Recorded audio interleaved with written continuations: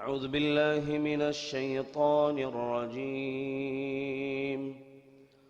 بسم الله الرحمن الرحيم.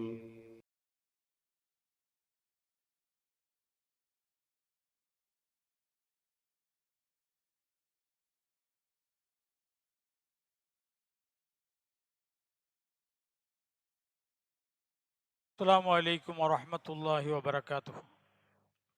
الحمد لله رب العالمين والصلاة والسلام على سيدنا محمد وعلى آله وصحابه أجمعين، أما بعد، فقد قال الله تعالى في محكم التنزيل: بسم الله الرحمن الرحيم. وإن هذه أمتكم أمة واحدة وأنا ربكم فاتقون. وقال رسول الله صلى الله عليه وسلم: إنما الأعمال بالنيات. வணங்குவதற்கு சிரசையும், வாழ்த்துவதற்கு நாவையும், சிந்திப்பதற்கு திறனையும், செயல்படுவதற்கு உடலையும் வழங்கிய அல்லாஹ் ஒருவனுக்கே அனைத்து புகழும் புகழ்ச்சியும் உண்டாகட்டுமாக. சாந்தியும் சமாதானம் அகில உலகத்தினுடைய தூதர் முஹம்மது ரசூலுல்லாஹி ஸல்லல்லாஹு அலைஹி வஸல்லம் அவர்கள் மீதும், அவர்களை பின்பற்றிய உத்தம தோழர்கள், சத்திய சஹாபா பெருமக்கள், தாபியீங்கள், தபா தாபியீங்கள், உலகத்திலே உண்டான முஸ்லிமான ஆண் பெண் அனைவரின் மீதும், குறிப்பாக இந்த மஜ்லிஸில் அமர்ந்திருக்கக்கூடிய சகோதரர் சகோதரிகள் மீதும் அல்லாஹுடைய அருளும் அன்பும் என்றென்று உரித்தாகட்டுமாக. அல்லாஹ்வின் அடியார்களே, அருமை சகோதரர்களே, 23:52 வசனத்திலே அல்லாஹ் ஒரு ஆணித்தரமான ஒரு செய்தியை நமக்கு அல்லாஹ் அச்சுறுத்தி சொல்லி காட்டுகிறான். வஇன்ன ஹாதிஹி உம்மத்துக்கும் உம்மத்தன் வாஹிதா. நிச்சயமாக இந்த உங்களுடைய உம்மத் சமுதாயம் ஒரே ஒரு சமுதாயம் தான். இரண்டோ மூன்றோ பல பேர் கிடையாது, ஒரு சமுதாயம் தான் உலகத்தில். வானா ரப்புக்கும் ஃபத்தகூன். நான் உங்களுடைய இறைவன், என்னையே நீங்கள் அஞ்சுங்கள் அப்படின்னு அல்லாஹ் 23:52 வசனத்தில் அல்லாஹ் சொல்லி காட்டுகிறான். சகோதரர்களே, எப்படிப்பட்ட ஒரு ஆணித்தரமான, ஒரு உறுதியான, மக்கள் அல்லாஹ்வுடைய உண்மையான அடியார்களாக இருப்பதற்கு தகுதி வாய்ந்த ஒரு செய்தியை அல்லாஹ் இங்கே சொல்லி காட்டுகிறான். வேறுபாடு, கருத்து வேறுபாடுகள், இன வேறுபாடுகள், மொழி வேறுபாடுகள், நிற வேறுபாடுகள் அனைத்தைக்கும் வேட்டு வைக்கக்கூடிய ஒரு உன்னதமான ஒரு வசனத்தை அல்லாஹ் இங்கே மக்களுக்கு பதிவு செய்கிறான். உலகத்தில் அத்தனை பேர்களும் ஆதம் நபி அலைஹிஸ்ஸலாத்து வஸ்ஸலாம் அவர்களுடைய காலத்திலே இருந்து உலகம் அழியும் வரைக்கும் உண்டான அனைத்து சந்ததிகளையும், அனைத்து சந்ததிகளும் ஒரு தாய் வயிற்றில் பிறந்தவர்கள் தான் அப்படின்னு எல்லாம் சொல்றோம். ஆதம் ஹவ்வாவை கொண்டு பிறந்தவர்கள் தான், அனைவரும் ஒரே சமுதாயம் தான் அப்படின்னு சொல்லி காட்டுறோம். இந்த உம்மத்துங்கிற வார்த்தை சமுதாயத்திற்கு பயன்படுத்தப்படும். இந்த உம்மத்துங்கிறது குர்ஆனிலே தேடி பார்த்தா 49 இடங்களுக்கு மேல் அது வந்திருக்கு. ஒரு இடத்துல உம்மத்தம் வசத்தா அப்படின்னு சொல்லி காட்டுறான், நடுநிலையான சமுதாயம் அப்படின்னு சொல்றான். இன்னொரு இடத்துல ஹைர உம்மா, சமுதாயத்திலே நீங்க தான் மிகச் சிறந்தவர்கள் அப்படின்னு சொல்லி காட்டுறான். இன்னொரு இடத்துல உம்மத்தம் வாஹிதா, அனைத்து பேர்களும் ஒரே சமுதாயம் தான், ஒரே ஒரு இறைவன், ஒரே ஒரு தூதர், ஒரே ஒரு வேதம், ஒரே ஒரு கஅபா, ஒரே ஒரு இஸ்லாமிய கொள்கை சட்டங்கள் அனைவர்களுக்கும். அதுதான் உண்மை. அப்படிங்கிறதான் இந்த வசனம் நமக்கு பதிவு செய்கிறது. சகோதரர்களே, நாட்டிலே அப்படி இருக்குதா? உலகத்திலே அந்த மாதிரி ஒரே மாதிரி ஒரே கொள்கை இருக்கிறார்களா என்றால் வேறுபாடாக இருக்கிறார்கள். ஒரு கூட்டம் வர்ண சிராமம் அப்படி சொல்லிட்டு, சனாதனம் என்று சொல்லிக்கிட்டு, நாங்க தான் பிறந்தவர்கள், உயர்ந்தவர்கள், அதற்கு பின்னால் சத்திரியன், சூத்திரன், கீழ்த்தரப்பட்டவன், தாழ்த்தப்பட்டவன், பிற்படுத்தப்பட்டவன் என்று கூறு போட்டு வயிறு வளர்த்து கொண்டு இந்த உலகத்திலே அநியாயம் செய்து கொண்டிருக்கிறது ஒரு கூட்டம். இதே போன்று எங்கு பார்த்தாலும் அந்த இன வேறுபாடு, மொழி வேறுபாடு, நிற வேறுபாடு இருந்து கொண்டே இருக்கிறது. அது தமிழ்நாட்டில் மட்டுமல்ல, இந்தியாவில் மட்டுமல்ல, உலகத்தில் பல்வேறுபட்ட இடங்களிலே, தென்னாப்பிரிக்கா முதல் கொண்டு அமெரிக்கா, கொடிகட்டி விஞ்ஞானத்திலையும் அறிவியலிலும் பறக்கின்ற சொல்லுக்கு அங்கேயும் அனைத்து இடத்திலையும் இந்த வேறுபாடு உண்டா இல்லையா? அதோடு மட்டுமல்லாமல் அதிக இந்த இன வேறுபாடுகள், மொழி வேறுபாடு எங்கே இருந்தது? நபிகள் நாயகம் ஸல்லல்லாஹு அலைஹி வஸல்லம் அவர்கள் காலத்திற்கு வருவதற்கு முன்பு உள்ள காலங்கள் எல்லாம் அந்த அரபிகளிடத்தை இரத்தத்தோடு இரத்தமாக ஊறி போய் கிடந்தது. மாற்ற முடியாத நிலைமை. எப்படி சொல்லுவாங்க? அரபி, ஆனா அரபி, நான் அரபி. அரபினா என்ன? நான் தெளிவானவன், நாங்க பேசக்கூடியவர்கள், வாய் திறந்து பேசுகின்றவர்கள் என்றால் அரபிகள் தான். அப்ப அரபி அல்லாதவங்க அவங்கள அஜமி. அஜமின்னா ஊமைகள். அஜம் அப்படின்னா ஊமைகள். நீங்கள் பேசுவதாக இருந்தால் பேச தெரியாதவர்கள் தான். நாங்கள் தான் பேச தெரிந்தவர்கள். நன்றாக சிந்தித்து பாருங்கள். உலகத்துல ஒன்று, எல்லா மொழியும் எடுத்துக்கங்க, அதுக்கு அர்த்தம் கிடையாது. தமிழ் அப்படின்னா அதுக்கு என்ன அர்த்தம் தெரியாது. இங்கிலீஷுக்கு என்ன அர்த்தம் தெரியாது. உருதுக்கு என்ன அர்த்தம் தெரியாது. அப்ப மொழிங்கிறத எடுத்துக்கிட்டீங்கன்னா மலையாளம் இருந்தாலும் சரி, அதே கன்னடம் இருந்தாலும் சரி, தெலுங்குவா இருந்தாலும் சரி, எதுக்குமே அதுக்கு அர்த்தமே கிடையாதுங்க. ஆனால் அரபி அப்படின்னு வரும்போது அதற்கு தெளிவான அர்த்தம். அரபியல் லஅல்லக்கும் தஅக்கீலூன் அல்லாஹ் சொல்றாங்க. தெளிவாவதற்காக வேண்டி, தேர்வதற்காக வேண்டி, நீங்கள் சிந்திப்பதற்காக வேண்டி அப்படிங்கிற வார்த்தையா சொல்றான். அப்ப நாங்க தான் அரபிகள், பேசக்கூடியவர்கள். நாங்கள் அரபி அல்லாதவர்கள் எல்லாம் அஜமி என்று வச்சாங்க. அதனால் நபி ஸல்லல்லாஹு அலைஹி வஸல்லம் என்ன சொன்னாங்க? இறுதி ஹஜ் அரஃபாத் மைதானத்துல ஒரு தலை சிறந்த உலக மக்களுக்கு, மனித குலத்திற்கு தேவையான முத்தாய்ப்பான சில விஷயங்களை பதிவு செய்து விட்டு தான் ரசூலுல்லாஹ் அந்த உலகத்தை விட்டு பிரிஞ்சு இருக்கிறாங்க. அதுல சொன்னாங்க, என்ன சொன்னாங்க? லா அரபியும் வல அஜமியுன். அரபியை விட அஜமி சிறந்தவன் அல்ல, அஜமியை விட அரபி சிறந்தவன் அல்ல என்பதாக சொன்னார். லா அஸ்வத வல அபியல். கருப்பனை விட வெள்ளையன் சிறந்தவன் அல்ல, வெள்ளையனை விட கருப்பன் சிறந்தவன் அல்ல என்பதாக நபி ஸல்லல்லாஹு அலைஹி வஸல்லம் இறுதி ஹஜ் அரஃபாத் மைதானத்துல அவங்க உரையை நிகழ்த்துகிற பொழுது எடுத்து சொன்னார்கள். யார் இப்படி கற்பிக்கிறார்களோ உயர்வு தாழ்வை, யார் நான் தான் உன்னதமானவன் நீங்கள்லாம் தாழ்த்தப்பட்ட கற்பிக்கிறார்களோ, அப்படியான ஒரு மட்டமான கொள்கையை என் காலில் போட்டு மிதிக்கிறேன் என்பத வார்த்தையை சொன்னார்கள்.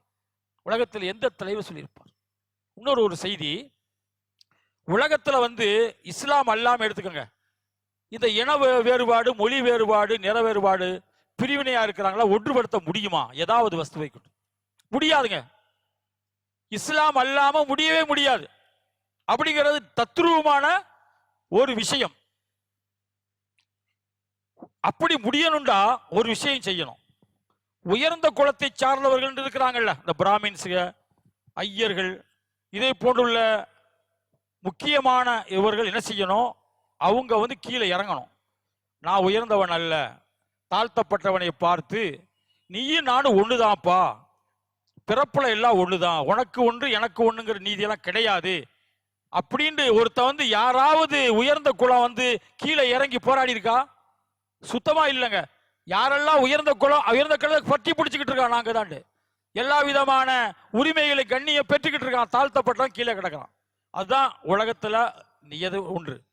ஆனால் இஸ்லாம், அல்லாஹ்வின் தூதர் முஹம்மது ஸல்லல்லாஹு அலைஹி வஸல்லம் உலகத்திலேயே மிக உயர்ந்த குலத்தை சார்ந்தவர்கள். யார் எந்த குலம் உயர்ந்த குலம் என்று சொன்னதோ அந்த குறைஷி குலத்திலே பிறந்தவர்கள்.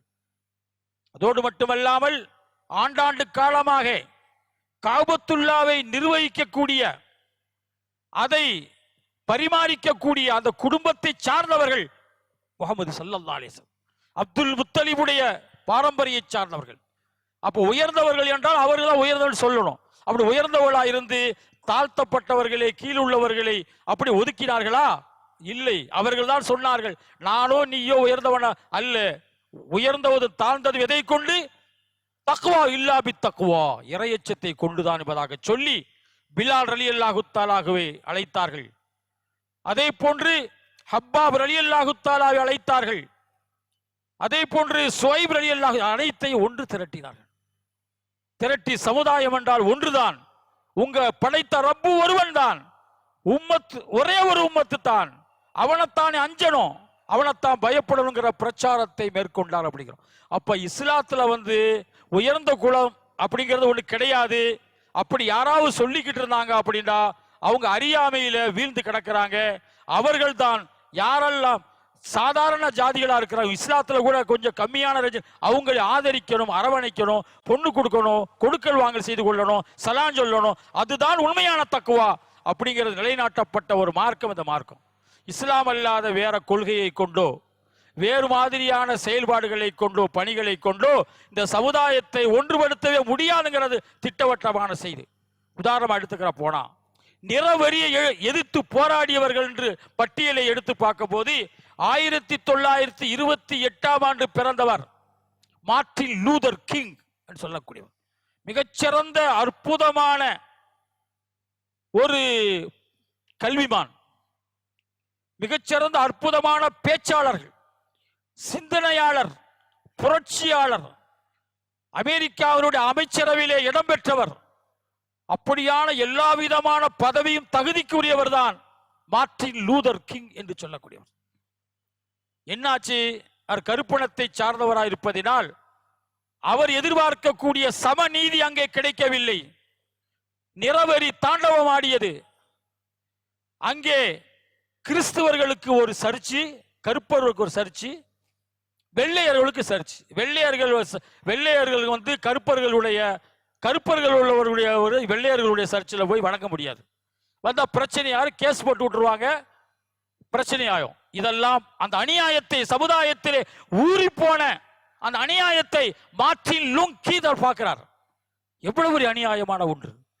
அதே மாதிரி பள்ளிக்கூடங்களிலே, ஸ்கூல்களிலே, காலேஜுகளிலே வெள்ளையர்களுக்கு ஒரு தனி நீதி, கருப்பர்களுக்கு தனி நீதி. அவர்களுக்கு தனி இருப்பிடம், இவர்களுக்கு தனி இருப்பிடம். மருத்துவ கூடங்களிலே தனி இருப்பிடம், கருப்பர்களுக்கு தனி இருப்பிடம்.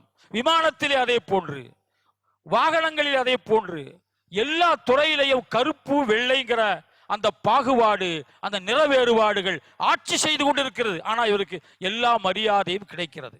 ஆனால் அங்கே சென்றால் கருப்பர் இடத்துல தான் இருக்க முடியும். இதற்கு என்ன வழி என்று தெரிந்து இதை ஒழிச்சே ஆகணும் அப்படின்னு போராடியவர் அந்த சிந்தனையாளர் மார்ட்டின் லூதர் கிங். 2.5 லட்சம் மக்களை கூட்டி ஒரு பெரிய போராட்டத்தை ஏற்படுத்தி உருக்கமான ஒரு உரையை ஆற்றுகிறார்.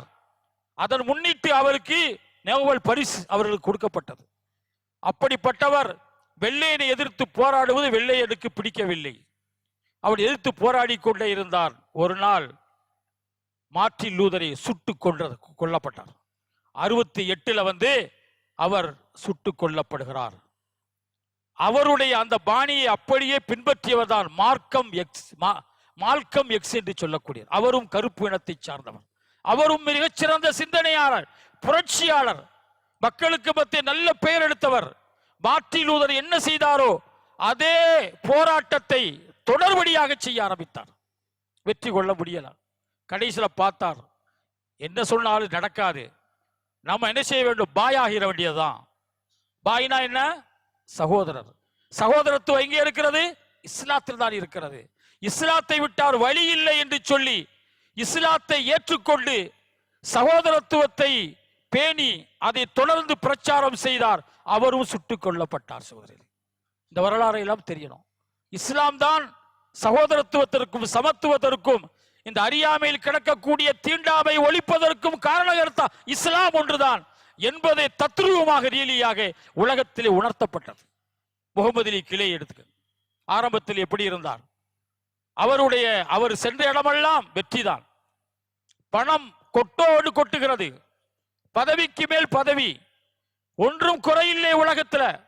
இருந்தாலும் ஒரு ஹோட்டல்ல போய் கருப்பர்களுடைய பகுதிகளில் தான் அவர் இருக்க முடியுமா, வெள்ளையர் பகுதி போக முடியாது. இந்த நிலைமை தான்.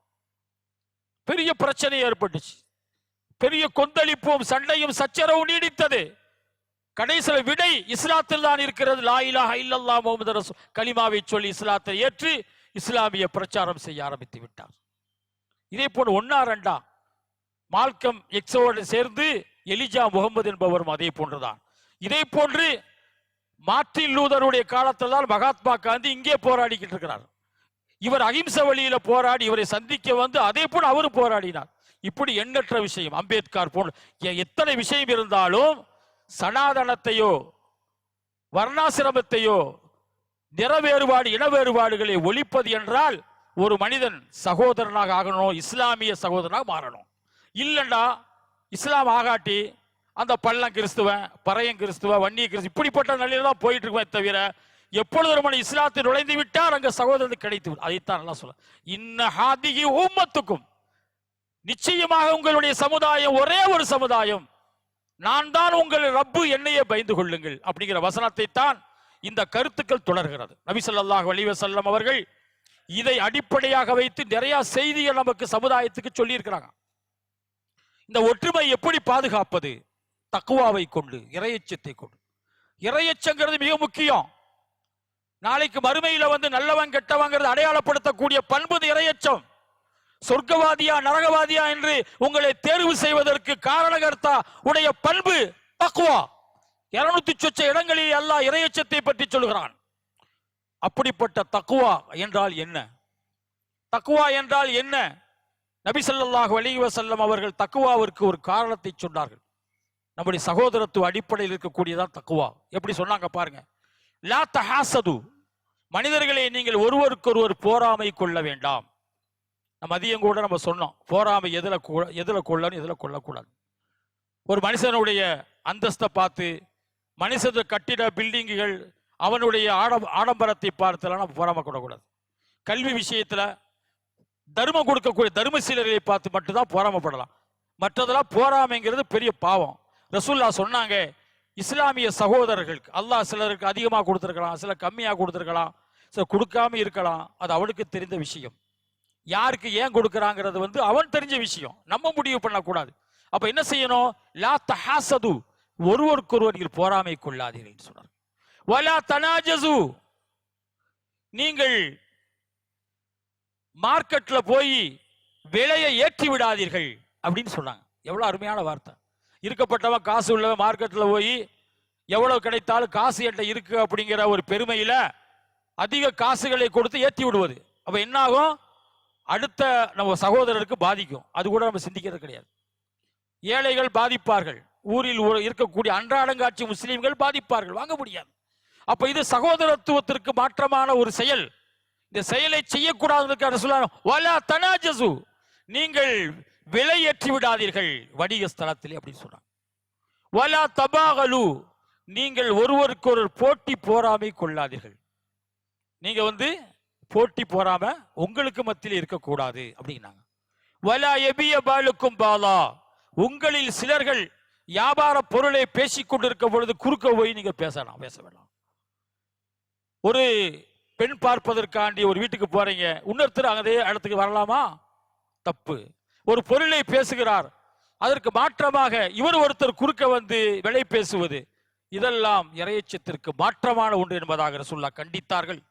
முஸ்லிம் அகுல் முஸ்லிம், முஸ்லிம் என்பவர் ஒரு முஸ்லிமுக்கு சகோதரர் அப்படின்னு சொன்னாங்க. லா யஸ்லிமுஹு வலா யஹ்கிரு லஹு, ஒரு முஸ்லிம் மற்ற முஸ்லிமுக்கு அநியாயம் செய்ய மாட்டார், அவரை இழிவாகவும் நினைக்க மாட்டார். வலா யஹ்து லஹு, அவருக்கு மோசடியும் செய்ய மாட்டார் அப்படின்னு சொல்லிட்டு தக்வா ஹாகுனா, இறையச்சம் என்பது இந்த உள்ளத்தில் இருக்கிறது. அதை வெளியில போய் மார்க்கெட்ல போய் வாங்கக்கூடிய பொருள் அல்ல, இங்கே இருக்குப்பான்னு கேட்டாங்க, இஷாரா செய்தார்கள். தக்குவா இங்கே இருக்கு அப்படின்னாங்க. பிஹஸபி இம்ராயின் ஷர்ரன் யஹ்கிர் அஹாஹு, ஒரு கெட்ட மனுஷன்டா யாரு, என்ன பண்பு இருந்தா அவன்கிட்ட கெட்டவன் அப்படிங்கிறதுக்கு ரசூலுல்லாஹ் ஒரு விஷயத்தை சொல்றாங்க. யஹ்கிர் அஹாஹு மின் ஷர்ரி இம்ராயின் ஷர்ரின் யஹ்கிர் அஹாஹு, தன்னுடைய சகோதரனை இழிவாக நினைத்தல். அவன் ஒண்ணும் இல்லாதவன்பா, அவன் வந்து முடியாதவன்பா, அவனுக்கு என்ன இருக்கு, அவனை ரொம்ப மட்டமா நினைக்கிறது.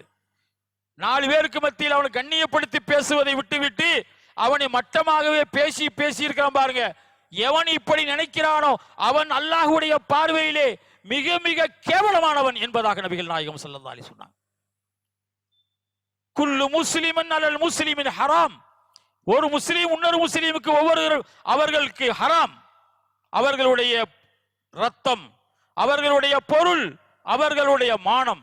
ஒரு முஸ்லீமுடைய பொருளை அபகரித்தல், அதே போன்று ஒரு முஸ்லீமை அடித்தல், இரத்தத்தை பாய்ச்சுதல், அவருடைய மானபங்கப்படுத்துதல், அவமானப்படுத்துதல், அத்தனையும் ஒரு முஸ்லீம் மற்றொரு செய்வது ஹராம் என்பதாக சொன்னார். அதனால அது முஸ்லீம் அல்லாஹ் செய்யலாமாங்கிறது கிடையாது. இஸ்லாமிய சகோதரன் என்றால் அப்படி இருக்கணும், கட்டுக்கோப்பாக இருக்கணும். அல்லாஹ்வினுடைய தூதருடைய வார்த்தையை நாம் எப்பொழுது நம்பிவிட்டோமோ, இந்த இஸ்லாம் தான் உண்மையான மார்க்கம் என்று நமக்கு எப்பொழுது தெரிந்ததோ, அதற்கு முழுக்க முழுக்க கட்டுப்பட்ட இஸ்லாமியனாக வாழ வேண்டும் என்று அல்லாஹ்வின் தூதர் முகமது ஸல்லல்லாஹு அலைஹி வஸல்லம் ஒரு பண்பாடை விளக்கி இருக்கிறாங்கன்னு பார்க்கிறோம். அப்ப என்ன செய்யணும்? ஒரு இஸ்லாமியன் இன்னொரு இஸ்லாமியை நேசிக்க வேண்டும்.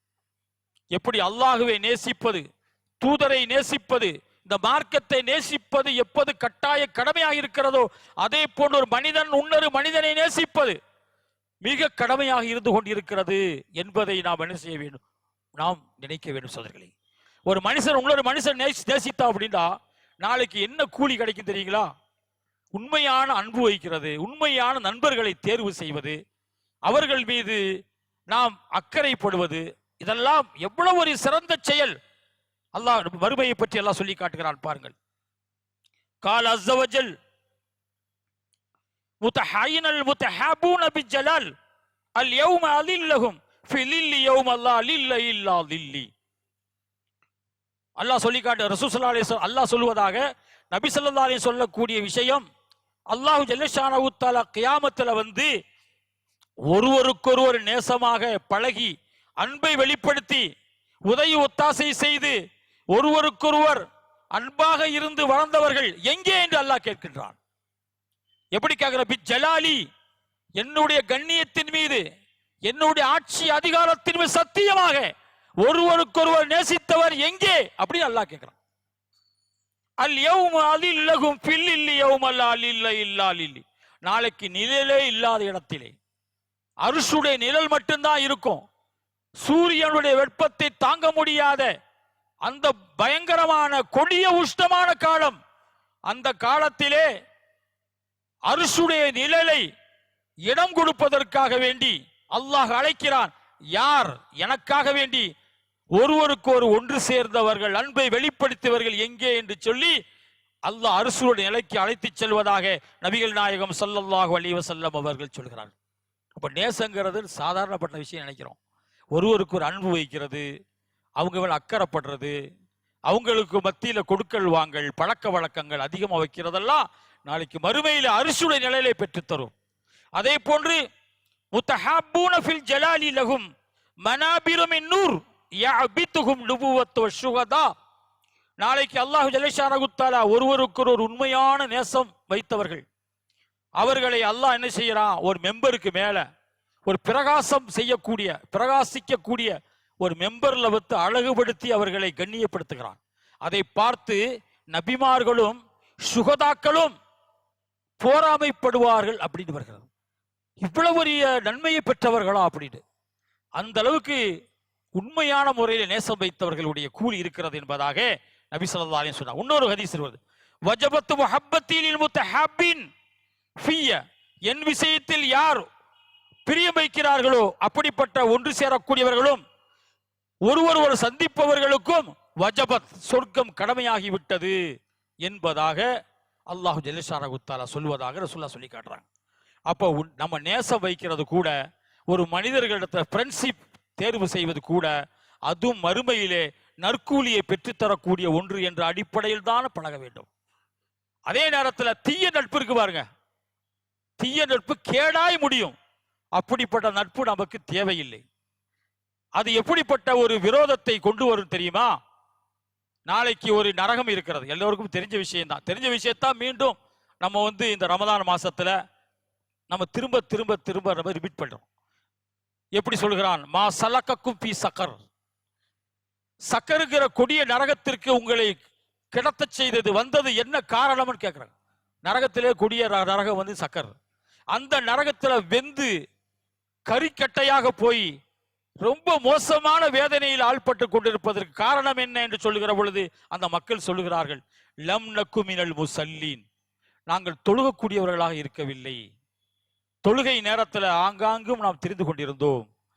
பள்ளியிலே ஒலிக்கக்கூடிய பாங்குக்கு நாம் மதிப்பு தரவில்லை.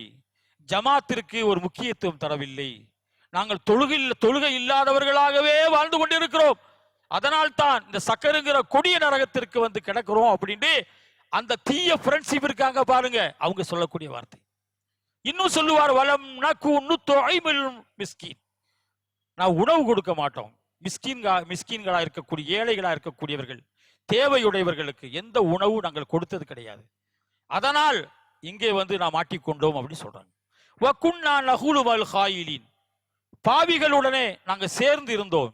சூதாட்டம், சீதாட்டம், ஆன்லைன் ரம்மி, என்னென்ன பலா முசீபத்துக்கள் எல்லாம் இருக்கிறதோ அந்த நண்பர்களோடு நாங்கள் சேர்ந்து குர்ஆன் ஓதுவதை மறந்தோம், இபாதத்து செய்வதை மறந்தோம், மரியாதை செய்வதை மறந்தோம். அனைத்து நல்ல பழக்கங்கள் என எடுபட்டு போய்விட்டன. அதனால் இந்த சக்கருடைய கொடிய நரகத்திலே போய் கிடக்கிறோம்.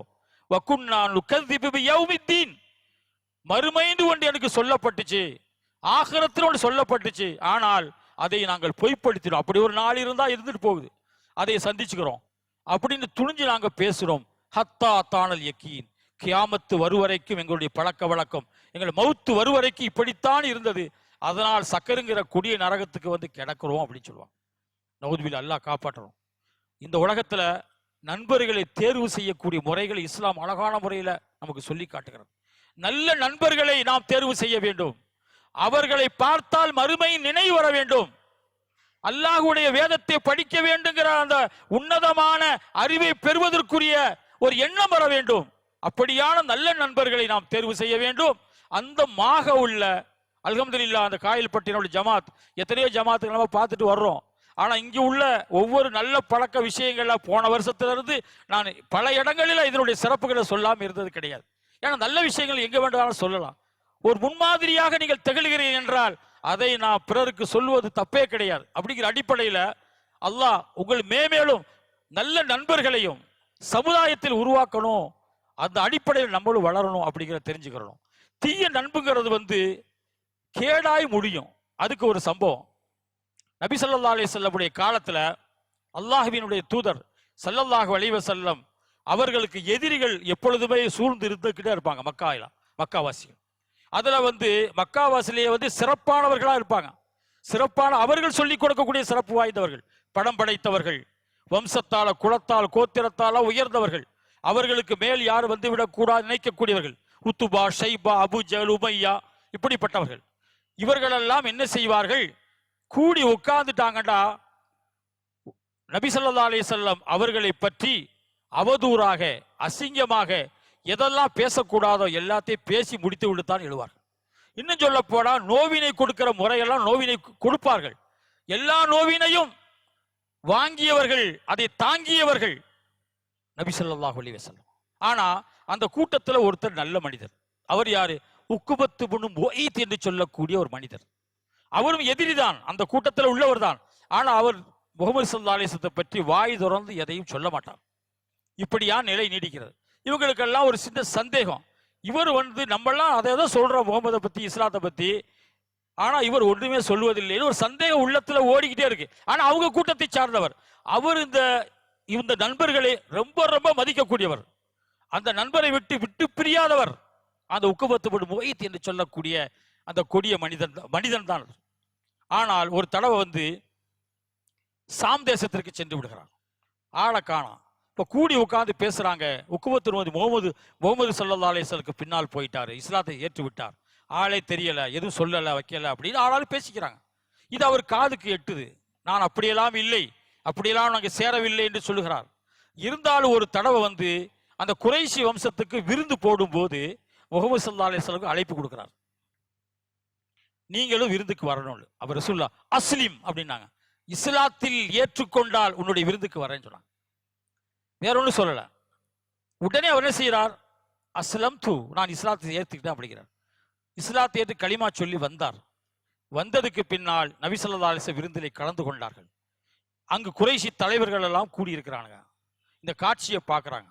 அதுல ஒருத்தர் உபை இப்னு சலூல் சொல்லக்கூடியவர் வெளியே போயிருக்கிறார். இந்த செய்தியை கேட்கிறார். என்ன, உக்குபத்து முஈத் வந்து முகமது ஸல்லல்லாஹு அலைஹி விருந்துக்கு அழைச்சிட்டு வந்ததும் இஸ்லாத்தை ஏற்றுக்கொண்ட செய்தி. உடனே வேகமாக வந்து அவர் இவரை உக்குபத்து முகீத்தை மிரட்டுகிறார், அதிகார தொனியிலே சொல்கிறார். உடனே இஸ்லாத்தை விட்டு அவருடைய பேச்சை கேட்க ஆரம்பித்து விடுகிறார். யார்? உக்குபத்து இப்னு முஈத். உடனே மாறிவிட்டார், முர்த்தத்தாகி விட்டார். மனம் மாறி மீண்டும் பழைய குஃபருடைய கொள்கைக்கு சென்று முகமது ஸல்லல்லாஹு அலைஹி வஸல்லம் நோவினை கொடுக்க ஆரம்பிச்சிட்டார் அந்த உக்குபத்து இப்னு முஈத். அதற்கு பின்னால் ஹிஜ்ரத்து போகக்கூடிய ஒரு காலகட்டம்.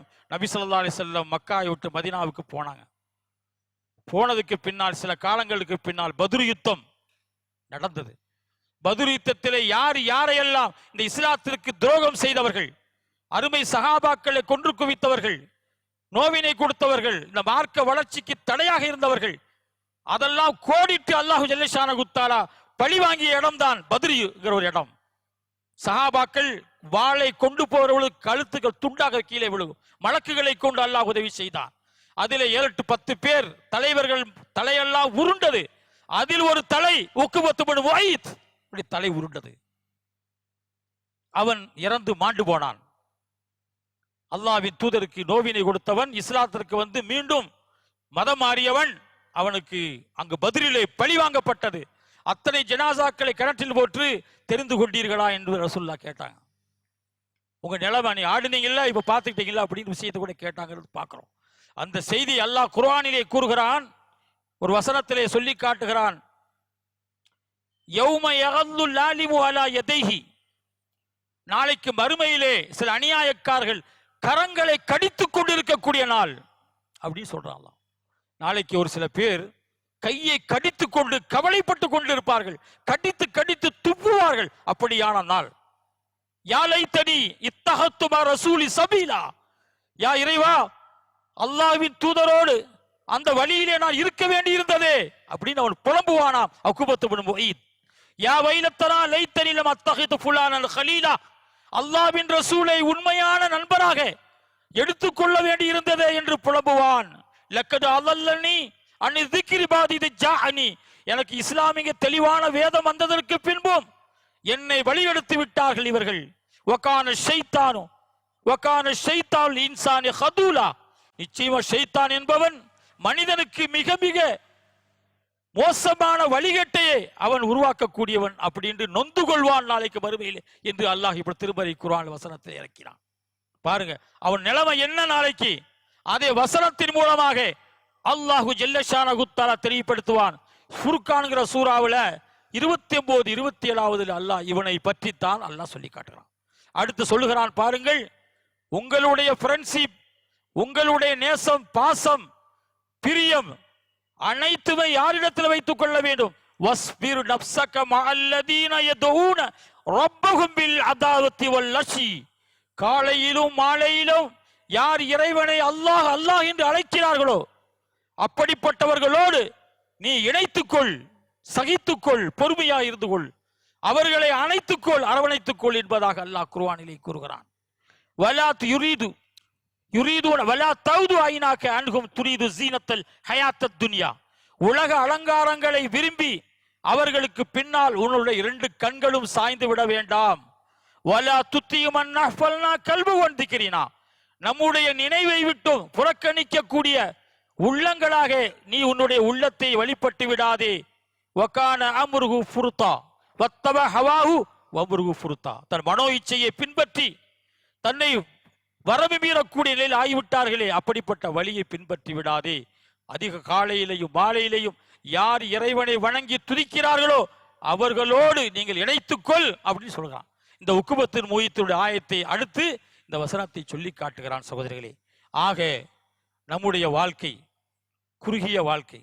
இந்த வாழ்க்கையில நம்ம ஃப்ரெண்ட்ஷிப்புகளை தேர்வு செய்வது முக்கியமான ஒன்று. மனித நேயத்தை நாம் மதிக்கணும். அதே போல ஃப்ரெண்ட்ஷிப்பை தேர்வு செய்யணும். நல்ல ஃப்ரெண்ட்ஷிப்பை தேர்வு செய்வதற்கு முன்னால் நம்ம நல்லவர்களா என்று நாம் பார்க்க வேண்டும். நாம் எப்படிப்பட்டவர்கள் அப்படிங்கிற ஒரு நிகழ்வுகளை என்ன செய்யணும், நம்மள உணர்த்திக்கணும். காரணம் என்னவென்றால் நபி ஸல்லல்லாஹு அலைஹி வஸல்லம் நல்ல ஃப்ரெண்ட்ஷிப்பில் தேர்வு செய்யக்கூடிய விஷயத்துல சொல்லி காட்டுகிறார்கள். லா யுமினு அஹதுக்கும் அத்தா யுஹிப்ப மா யுஹிப்புல் அஹீஹி, தன் சகோதரனுக்கு நண்பருக்கு எதை அவர்கள் நேசிக்கிறார்களோ, யார் தான் எதை நேசிக்கிறோமோ அதை தான் அவருக்கு நேசிக்கணும். அந்த அளவுக்கு ஃப்ரெண்ட்ஷிப் மீது பாசம் வைக்கணும் அப்படிங்கிற விஷயத்தை சொன்னாங்க. யாராவது ஃப்ரெண்ட்ஷிப் தவறிழைத்து விட்டால், குற்றம் இழைத்து விட்டால், ஏதாவது மனத்தரமான ஈடுபட்டு விட்டால் உடனே என்ன செய்ய வேண்டும், மன்னிக்கக்கூடிய மனப்பான்மை வேண்டும், மன்னிக்கணும். அதுக்கு அல்லாஹ் அப்படித்தான் குர்ஆன்ல சொல்லி காட்டுறான். வலிமன் கஃபர வஸபர இன்ன ஸாலிக மின் அஸ்மில் உமூர், யார் ஒருவர் மன்னித்து சகித்து கொண்டு போகிறாரோ அதுதான் விஷயங்களிலே உறுதியான விஷயம் அப்படின்னு அல்லாஹ் என்ன செய்ய சொல்றான். அதே போன்று நண்பர்கள்ட்ட வந்து நம்ம அவங்கள்ட்ட விஷயம் இருக்குது, காசு பணங்கள் நிறைய விளையாண்டுகிட்டு இருக்கு, நல்லா இருக்கிறாங்க, அதுக்காக ஒரு நண்பர் போய் அவங்கள்ட்ட சேருவாங்க. இருக்கிற பொழுது அவங்களோடு சேர்ந்து ஃப்ரெண்ட்ஷிப் வைப்பது, இல்லாத பொழுது கலட்டி விட்டுறது. இப்படிப்பட்ட நிலைமை இருக்கக்கூடாது. நல்லவராக இருக்கும் போதும் அவர்கள் மோசமான நிலையில் இருக்கும் போதும் அவரோடு இருந்து ஃப்ரெண்ட்ஷிப்பாக நாம் இருக்க வேண்டும். ஏதாவது ஒரு பொருளை கொடுத்தால் உடனே அவருக்கு நன்றி தெரிவிக்க வேண்டும். ஜஸாக்குமுல்லாஹ் கைரா, ஜஸாக்கல்லாஹ் கைரா அப்படிங்கிற வார்த்தையை சொல்லி பழக வேண்டும். யார் எது செஞ்சாலும் இந்த பழகணும் அப்படிங்கிறத பார்க்கிறோம். அதே போல் ஒரு மனிதரை நேசித்தால் அந்த மனிதர் நான் உன்னை நேசிக்கிறேன் அல்லாஹ்விற்காக வார்த்தையை அவரிடத்தில் சொல்லிவிட வேண்டும் அப்படிங்கிற விஷயத்தை பார்க்கிறோம். அதே போன்று குறைகள் இருந்தால் உடனே நான் மன்னிப்பு கேட்க நல்லா நடத்த. ரப்பனா அக்ஃபிர் லனா ذுனூபனா இஹ்வானின் அல்லதீன சபகூனா பில் ஈமான். யா அல்லாஹ், எங்களையும் என்னுடைய சகோதரரையும் குறைபாடுகள் இருந்தால் மன்னித்து விடு, எங்களுக்கு மத்தியிலே உண்டான குரோத மனப்பான்மையிலிருந்து பாதுகார் என்ற வார்த்தையை நாம் அவர்களிடத்தில் சொல்ல வேண்டும். இப்படியெல்லாம் ஒருவருக்கொருவர் நேசம் வைக்கின்ற பொழுது ஹதீஸின் அடிப்படையில், சுன்னாவின் அடிப்படையில் நம்முடைய பழக்க வழக்கம் அமைத்துக் கொள்ளுமையானால் இந்த உலகத்திலேயும் சிறப்பான முறையிலேயும் மறுமையிலேயும் நல்லடியார்களோடு சிறப்பான முறையிலேயும் இருப்பதற்கு ஒரு வழிவகை ஏற்படும். அல்லாஹ் அதற்குரிய வாய்ப்பையும் தௌஃபீக்கையும் உங்களுக்கு நமக்கும் அனைவர்களுக்கு தந்து அறிவுரிவான கேட்டுக்கிட்டு என்னுடைய இன்றைய வருஷத்தினுடைய இந்த இறுதி உரையை முடித்துக் கொள்கிறேன். ஜஸாக்குமுல்லாஹ் கைரா. அஸ்ஸலாமு அலைக்கும் வரஹ்மத்துல்லாஹி வபரகாத்துஹு.